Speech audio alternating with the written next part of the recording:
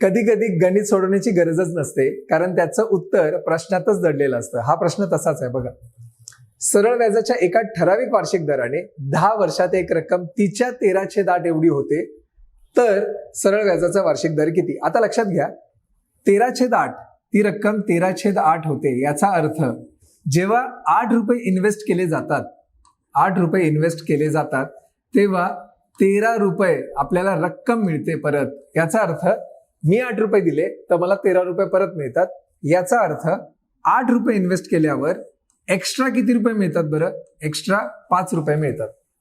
मग 8 रुपयाला 5 रुपये मिळतात. आपल्याला रेट काढायचा आहे, तर 100ला किती?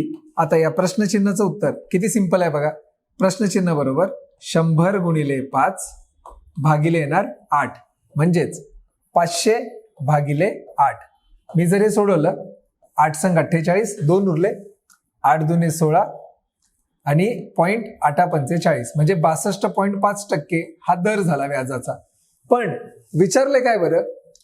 वार्षिक दराने 10 वर्षात रक्कम तेवढी होती. 10 वर्षात म्हणजे प्रत्येक वर्षाचा दर किती असणार? या 62.5 ला मला कितीने भागावं लागेल बरं? 10 ने. तर याला जर 10 ने भागलं, उत्तर येतं 6.25%, जे आहे आपलं ऑप्शन क्रमांक 1. बघा, आहे की नाही सिंपल?